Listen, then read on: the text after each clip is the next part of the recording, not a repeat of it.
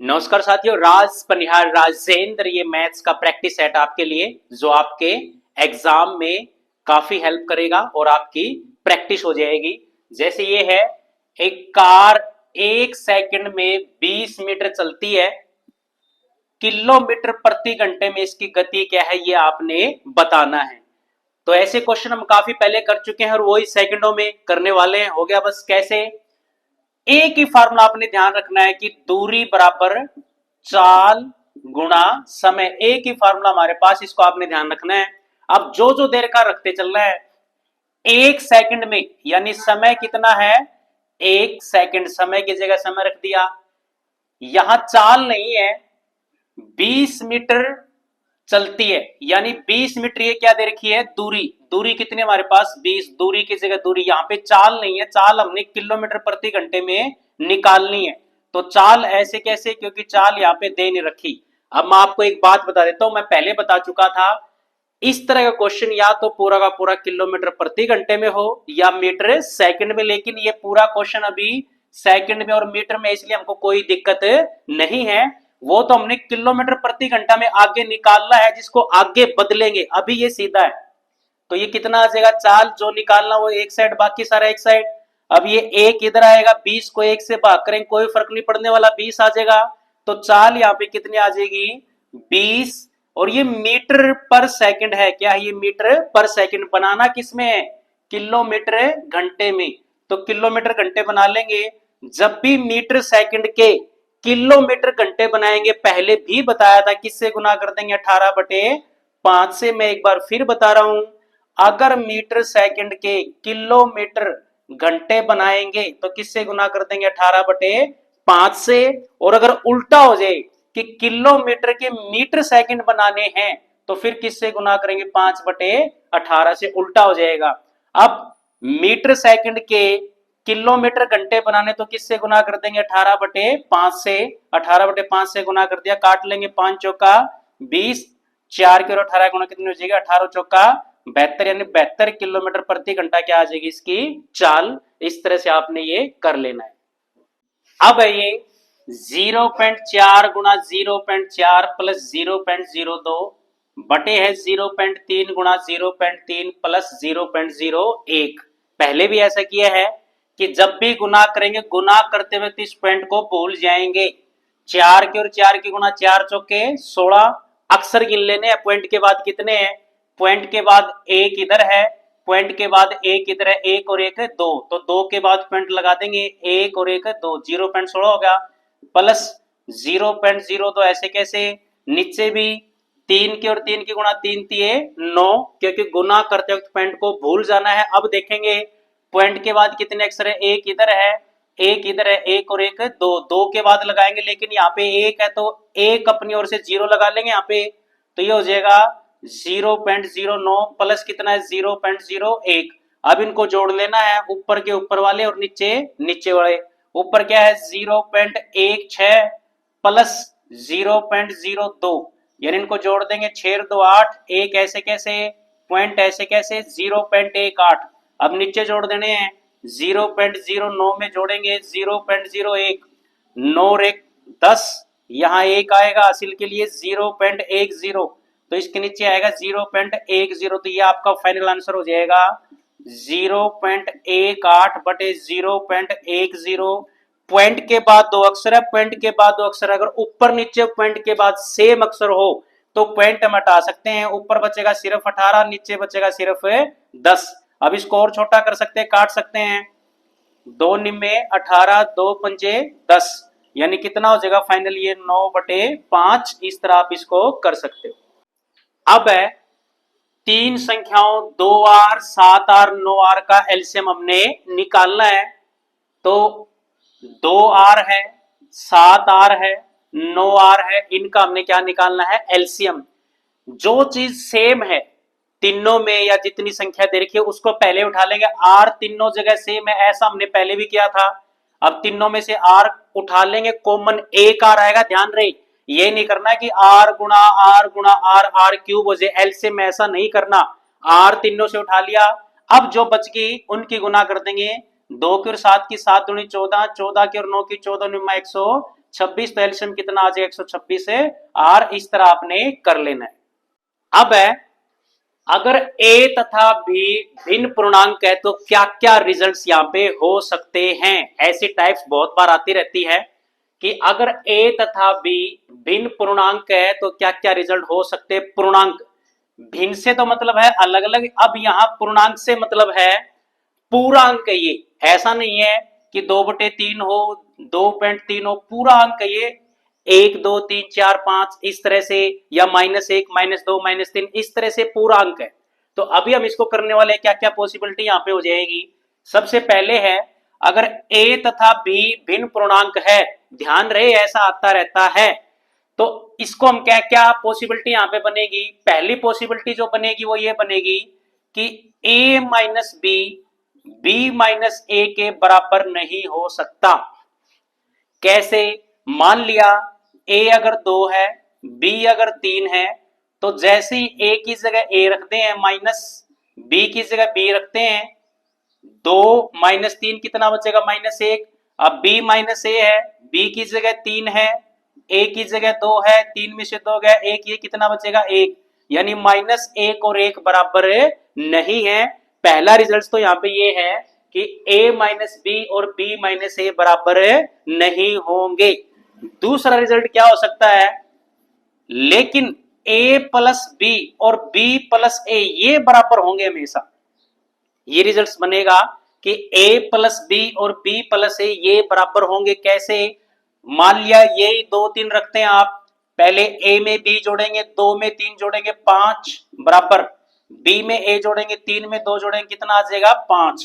तो ये बनेगा a प्लस बी बराबर b प्लस ए बनेगा, लेकिन a minus B b minus A बराबर नहीं होगा। एक पॉसिबिलिटी ये है, सेकंड ये है। अब और क्या पॉसिबिलिटी बन सकती है इसमें, a के अंदर अगर 0 जोड़ दें या 0 पहले जोड़ दे फिर a, ये a रहने वाला, ये भी पॉसिबिलिटी होगी। यानी a एक पूर्णांक है, इसमें 0 जोड़ देंगे, चाहे बाद में जोड़े चाहे पहले जोड़े, ये रिजल्ट आने वाला, कोई फर्क नहीं पड़ेगा, ये बनेगी।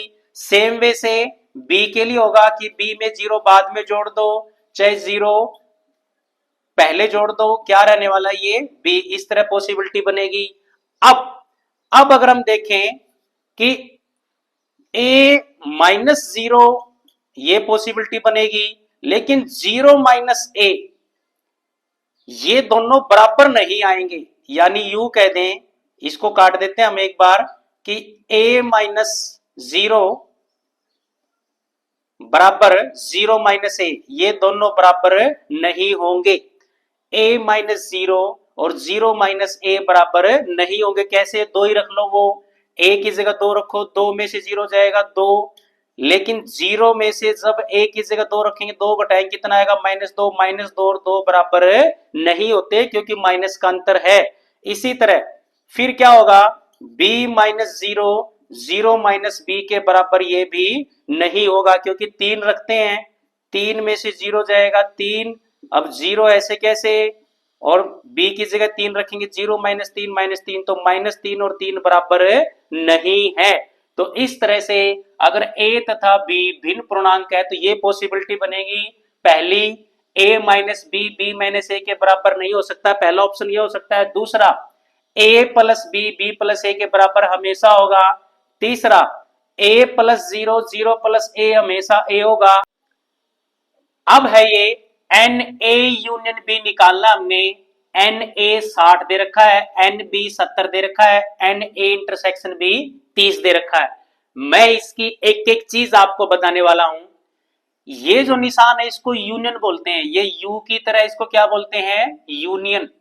इसको क्या बोलते हैं, यूनियन। यहां यूनियन से मतलब है इकट्ठा, ए और बी, यानी ये जितने भी इवेंट है इन सब का जो बड़ा सेट बनेगा, जो इकट्ठा सेट बनेगा, वो क्या कहलाएगा, यूनियन, यानी n A union B. N A से मतलब ए अकेला, ये एन बी से मतलब बी अकेला है, एन ए इंटरसेक्शन बी ये यू का उल्टा है, ये यू ऐसे था, ये यू का उल्टा है, इसको बोलते हैं इंटरसेक्शन। क्या बोलते हैं इसको, इंटरसेक्शन। तो इंटरसेक्शन से मतलब है जो दोनों में पाया जाएगा, ए में भी होगा और बी में भी होगा।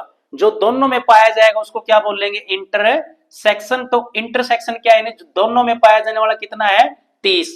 तो अब हम इसको करने वाले हैं कि हमने Na यूनियन बी निकालना है। बहुत इजी है, बहुत सिंपल है, बस वही कि हो गया। बस कैसे, एक फार्मूला आपने ध्यान रखना है कि Na यूनियन बी किसके बराबर होता है, Na plus n B minus n A intersection B. ये आपने फार्मूला ध्यान रखना है।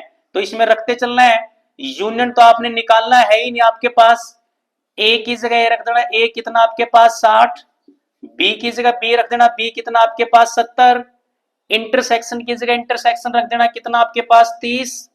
तो 60 और 70 कितना हो जाएगा, 130। 130 में से 30 जाए कितना बचेगा, 100। तो ये 100 क्या हो जाएगा आपका आंसर। इस तरह से आप इसको कर सकते हैं, बहुत आसान है। एक चीज और बता देता हूं मैं, इसमें कई बार ये होता है कि ये यूनियन दे देगा,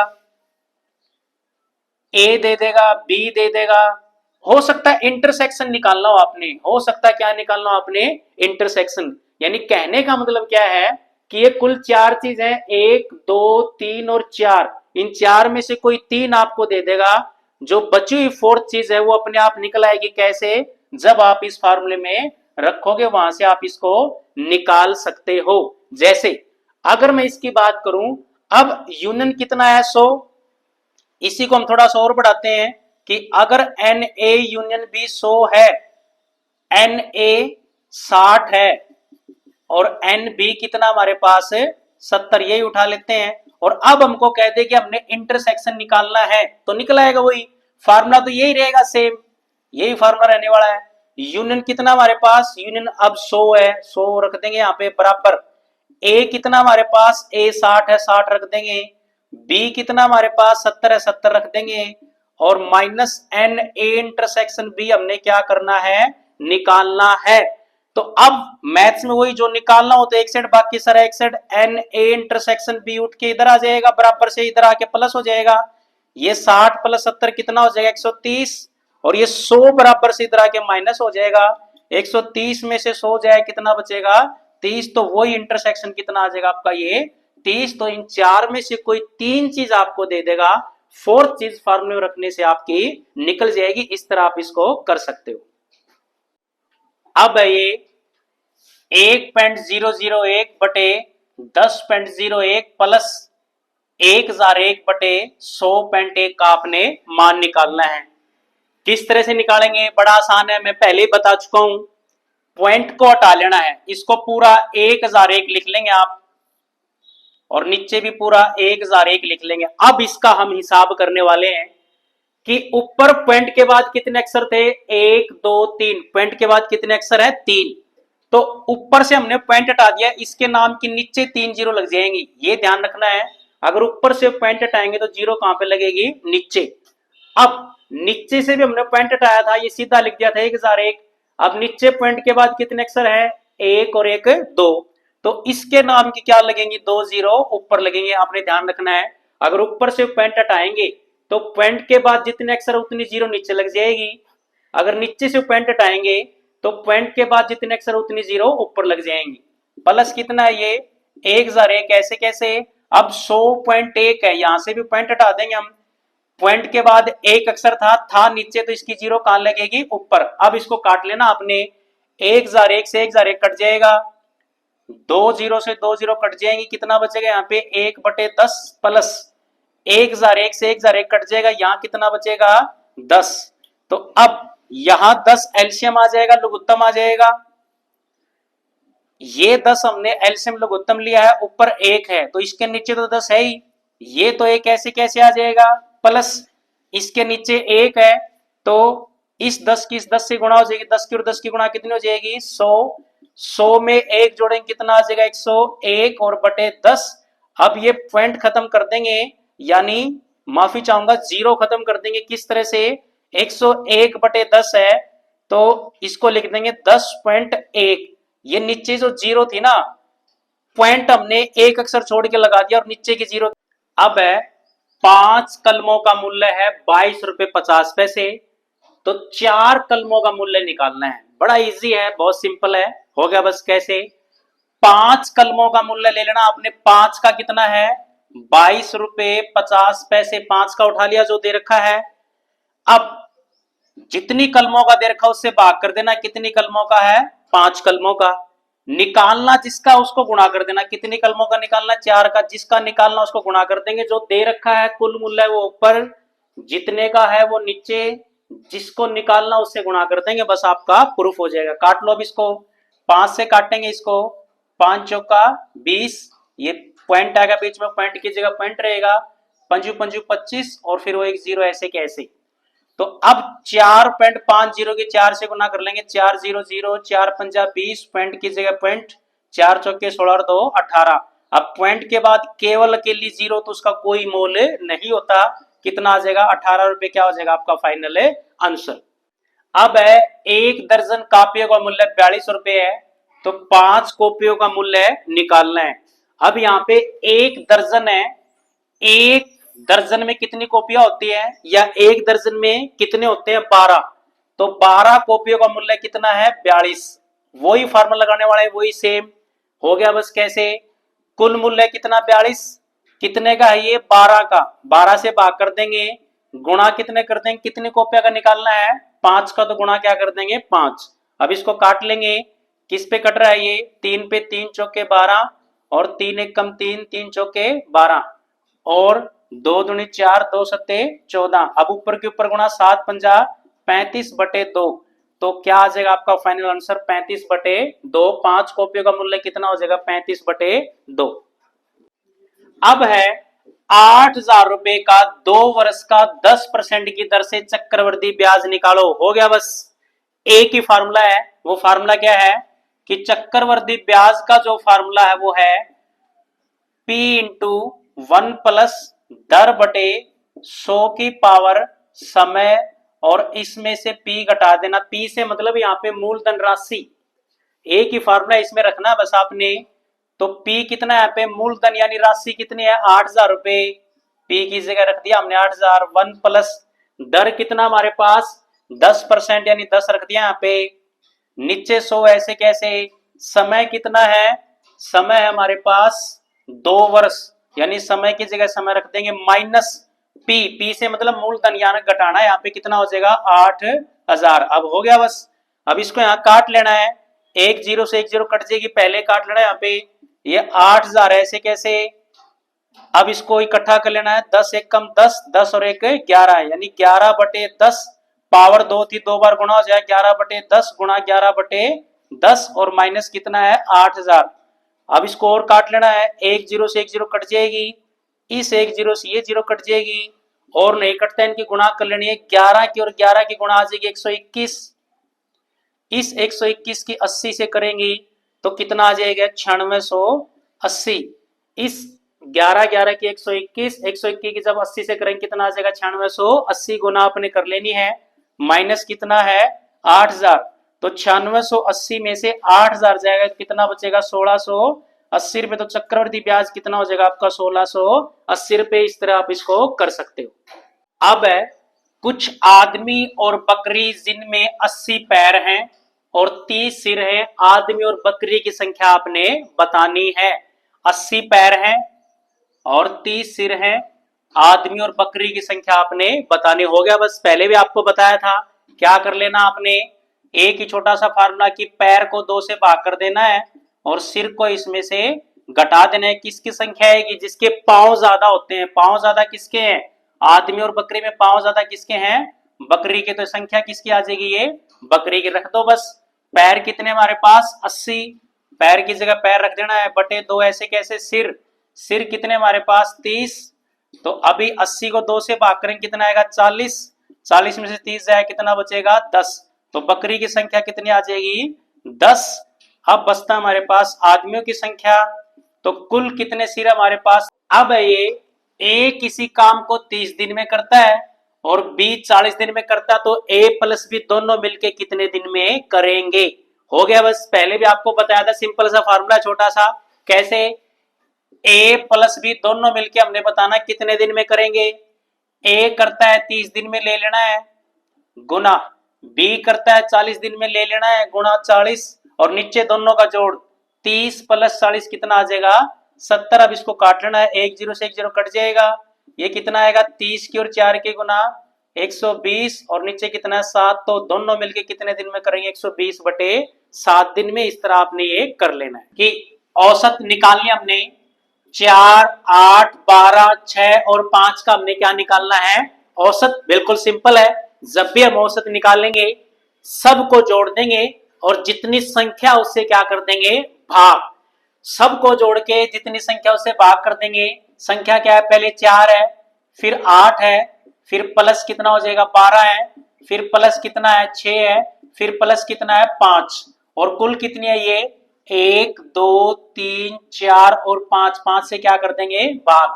सबको जोड़ के जितनी संख्या उससे क्या कर देंगे भाग, क्या आ जाएगा आपका औसत। अब इनको जोड़ लेना है 4 और 8 12, 12 और 12 24, 24 6 30, 30 और 5 35, 35 को 5 से भाग कर देंगे, 5 7 35, तो 7 क्या हो जाएगा आपका औसत। प्रथम 4 अभाज्य संख्याओं का औसत, ये क्वेश्चन बहुत आया है, आता रहता है, आपने इसको कर लेना है। प्रथम 4 अभाज्य औसत तो आप सीख चुके हैं कैसे निकालोगे, लेकिन अब यहाँ पे एक वर्ड है अभाज्य। अब वो अभाज्य संख्या आपने पता होनी चाहिए कौन सी है। तो अभाज्य संख्या क्या कौन सी होती है, अभाज्य संख्या होती है जो केवल दो ही संख्याओं से भाग होती है।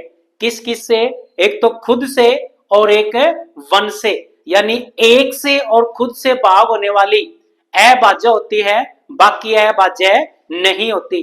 तो अभाज्य संख्या शुरू होती है 2 से, फिर 2 के बाद आएगा 3, फिर आएगा 5, फिर आएगा 7। ये प्रथम 4 अभाज्य है। कैसे, जैसे 2 है, 2 सिर्फ खुद से ही भाग होएगा और 1 से होएगा, बाकी किसी से नहीं होएगा।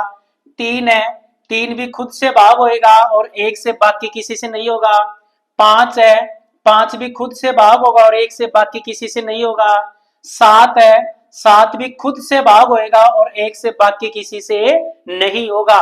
जैसे मान लिया 4 है, अगर हम 4 को देखते हैं, 4 खुद से तो भाग होएगा, खुद से तो प्रत्येक संख्या भाग होती है, 1 से भी भाग होगा, 1 से भी प्रत्येक संख्या भाग होती है।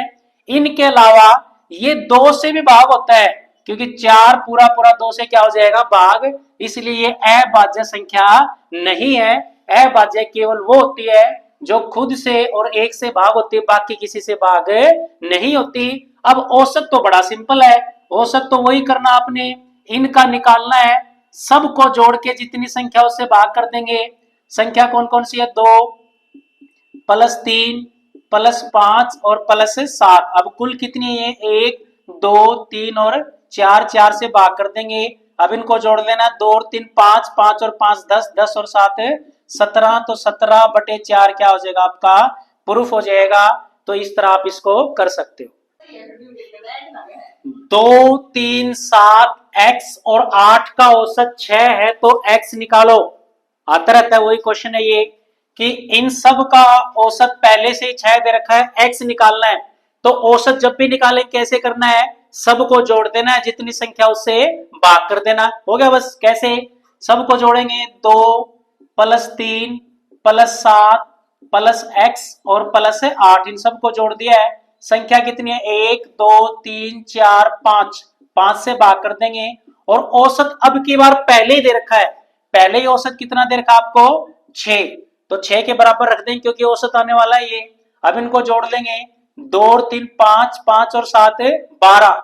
अब ये x अलग से रहेगा, 12 और 8 कितने हो जाएंगे 20, और ये x ऐसे कैसे 20 प्लस x और बटे कितना ये 5 बराबर कितना था ये 6।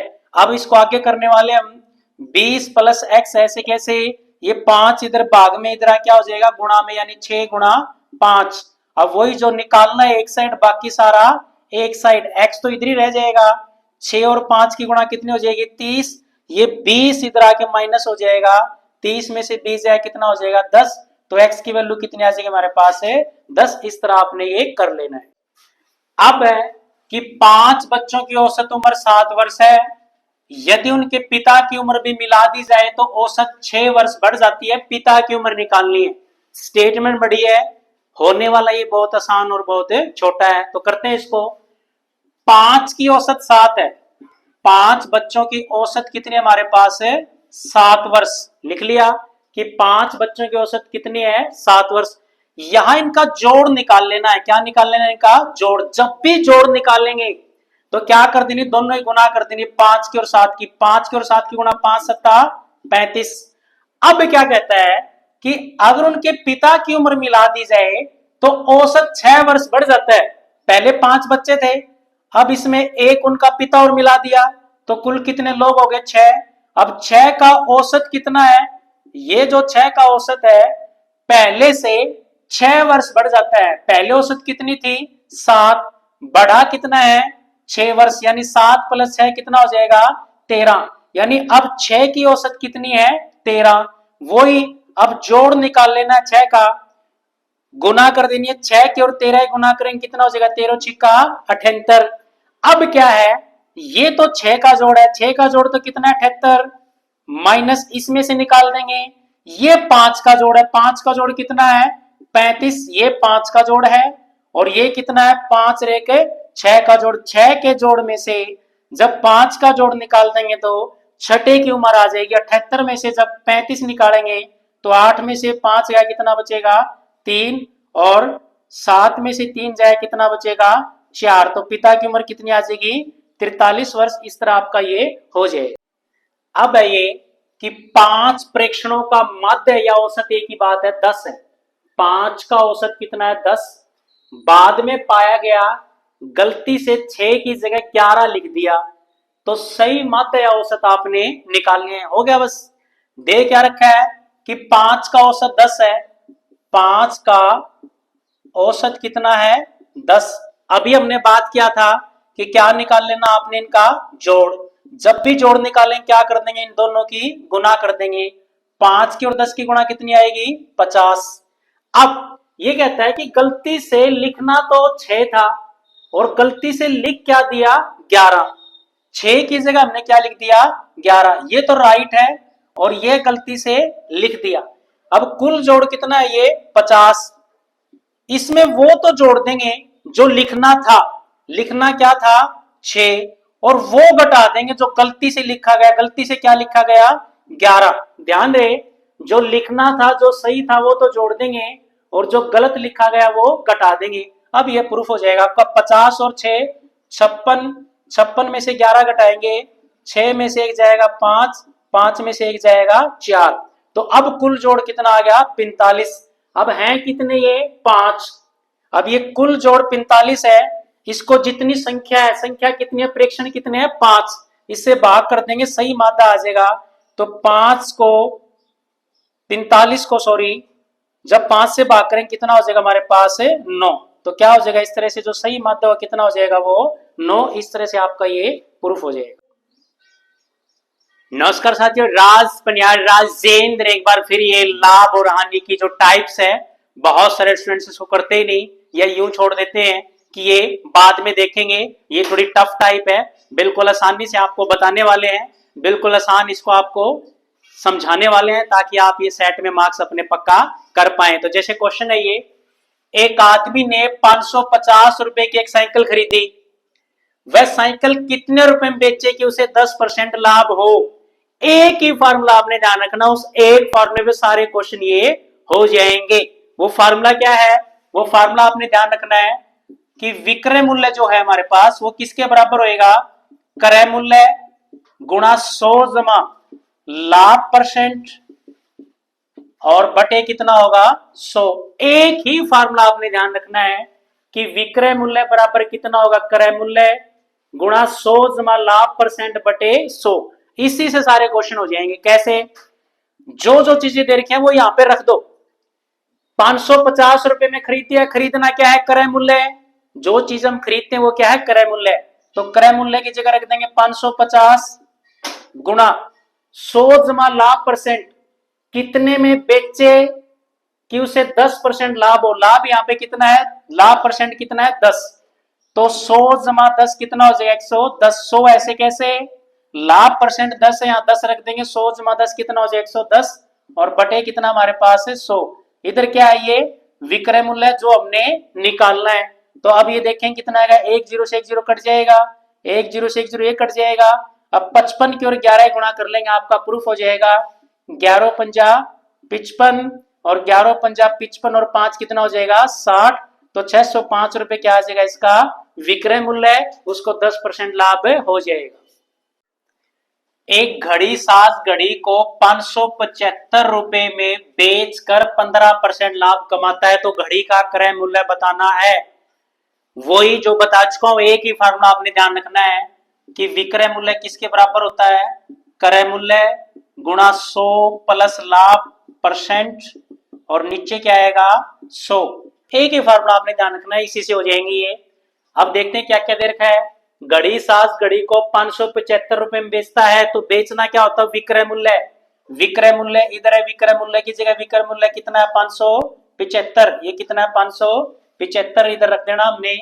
इधर बराबर क्रय मूल्य, क्रय मूल्य हमने निकालना है, ये ऐसे कैसे रहेगा गुणा 100 प्लस लाभ परसेंट, लाभ कितना है लाभ परसेंट 15, यानी 100 में 15 जोड़ेंगे कितना हो जाएगा 115 और नीचे कितना हमारे पास है 100। अब वही जो निकालना वो एक साइड, बाकी सारा एक साइड, क्रय मूल्य हमने निकालना ये तो इधर ही रहेगा बराबर से, बाकी सारा इधर ले आएंगे 575 इधर है ही, ये 100 नीचे से इधर ऊपर आएगा गुणा हो जाएगा और ये 115 ऊपर था बराबर से इधर क्या हो जाएगा ये नीचे हो जाएगा। अब इसको काट लेना है, 115 से जब हम 575 को काटेंगे तो काट लेना, पहले 5 पे काट लेंगे, 5 दूनी 10, 5 दिए 15, 5 एकम 5, फिर आएगा 5 एकम 5, पंजू पंजू 25 और ये कितना हो जाएगा 23 पंजा होता है 115, बचे कितना 100 और 5, 5 और 100 गुणा कितनी हो जाएगी 500, तो क्रय मूल्य कितना आ जाएगा हमारे पास है 500, ये क्या हो जाएगा आपका प्रूफ हो जाएगा। इस तरह आप इसको कर सकते हो। अब ये एक कार को 45,000 रुपए में बेचने पर अब 10% की हानि होती है, अब हानि है तो कार का क्रय मूल्य या लागत मूल्य हमने निकालना है। अब हानि है, फार्मूला वही रखना है, कोई बदलाव नहीं है, थोड़ा सा बदलाव मैं आपको बता देता हूं। फार्मूला यही था कि विक्रय मूल्य बराबर कितना था क्रय मूल्य गुणा 100 प्लस लाभ परसेंट था, वहां लाभ था तो प्लस हुआ था, यहां हानि है तो क्या हो जाएगा घट जाएगा, माइनस हो जाएगा 100 माइनस हानि प्रतिशत और नीचे क्या आ जाएगा हमारे पास है 100। बस छोटा सा है कि वहां लाभ था तो 100 प्लस लाभ था, यहां हानि है तो कितना हो जाएगा 100 माइनस हानि, हो गया। बस कैसे रखना आपने, विक्रय मूल्य आपको दे रखा है 45,000 रुपए, क्योंकि बेचता है तो विक्रय मूल्य हो जाएगा 45,000 रुपए बराबर क्रय मूल्य आपने निकालना है गुना 100 माइनस हानि, हानि कितनी है हमारे पास 10%, तो 100 में से 10 जाए कितना बचेगा 90, अभी लिखने वाले हैं नीचे क्या है 100, तो अब जो निकालना वो एक साइड और बाकी सारा एक साइड, 45,000 इधर था ही, क्रय मूल्य निकालना इधर ही हो जाएगा, 100 इधर नीचे था इधर क्या हो जाएगा ऊपर हो जाएगा, और 100 में से 10 जाए कितना बचेगा 90, 90 ऊपर से इधर क्या हो जाएगा नीचे, तो एक जीरो से एक जीरो कैंसिल, 9 से काट लेंगे, 9 पंजा 45, 1 2 3 ये 3 जीरो ऐसे कैसे, तो 5,000 और 10 की गुणा कितनी हो जाएगी 50,000, तो इस तरह से क्या आ जाएगा इसका क्रय मूल्य लागत मूल्य कितनी आ जाएगी 50,000। इस तरह आप इसको कर सकते हैं। एक घड़ी को 400 रुपए में बेचने पर 20% हानि होती है, उस घड़ी को कितने में बेचा जाएगी 10% का लाभ हो गया। बस चुटकियों में इसको करने वाले हैं, स्टेटमेंट बड़ा होता है और करने में बहुत छोटा होता है। कैसे, कितने में बेचता है 400 में, अगर वो 400 में बेचता हानि कितनी होती है 20%, हानि को 100 में से घटा लेना है, 100 में से हानि को घटा लेना, हानि कितनी है 20, 100 में से 20 घटाएंगे कितना बचेगा 80, 80 से इसको भाग कर देना है, अब गुना, अब उसको लाभ कितना चाहिए, कितने में बेचेगी उसको 10% का लाभ हो, लाभ को 100 में जोड़ देना है, 100 में 10 जोड़ेंगे कितना हो जाएगा 110, तो गुणा किससे कर देना 110 से, मैं फिर बता रहा हूं जितने में बेचा है भाग किससे कर देना है हानि से, 100 में से घटा के, 100 में से 20 घटाएंगे 80, यानी यहाँ पे 80 आएगा, गुना जितने परसेंट। नमस्कार साथियों, राज पनियार राजेंद्र एक बार फिर ये रिवीजन के लिए टाइप्स है मैथ्स की आपने कर लेनी है। इसमें है कि किसी घरेलू सामग्री की दरों में 15% की वृद्धि हो जाने पर सामग्री की खपत कितने परसेंट कम करेगी खर्चा ना बढ़े, कि खर्चा ना बढ़े। मैं आपको बता देता हूं, ये पक्का आने वाला है, इस तरह की टाइप पेपर में पक्का आती है और ये मार्क्स आपने श्योर कर लेना है और चुटकियों में हम इसको करने वाले हैं। कैसे? घरेलू सामग्री की दरों में 15% की वृद्धि हो जाती है तो खपत कितने परसेंट कम करेगी, खर्चा हमारे पास ना बढ़े। हो गया बस। कैसे? एक फार्मूला बताया था आपको कि x बटे 100 प्लस एक्स और गुणा 100, x बटे 100 प्लस एक्स गुणा 100, इसमें रख देना है x से मतलब जितनी वृद्धि हुई है, कितनी हुई है 15%, 15। 100 प्लस एक्स मतलब 100 प्लस 15 कितना हो जाएगा 115 और गुना कितना हो जाएगा 100। अब आपने इसको काट लेना है, किस पे कट रहा है पहले, ये 5 पे, 5 दूनी 10, 5 तिये 15 और 5 तिये 15, ऊपर 3 की और 100 की गुणा कितनी हो जाएगी 300 और नीचे कितना आएगा 23। तो 300 बटे 23% क्या करना पड़ेगा, उसको खपत कम करनी पड़ेगी जिससे वो बैलेंस में रहे। अब है किसी संख्या का 20% 15,310 है तो संख्या निकालो। ये क्वेश्चन कई बार आया है कि किसी संख्या का 20% 15,310 है तो संख्या निकालो। वही हो गया बस। कैसे? मान लेंगे संख्या x है, संख्या क्या मान लेने वाले हम, x, संख्या को मान लेने वाले हैं x। अब इसका 20% यानी 20 बटे 100, x गुना 20 बटे 100, ये कितना है हमारे पास, संख्या कितनी है 15,310, तो यहां से हो जाएगा।